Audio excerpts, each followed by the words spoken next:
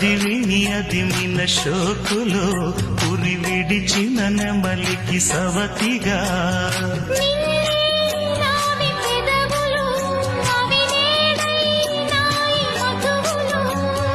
రెండు నాయి తనువులు అవి రేపవ్వాలి మనువులు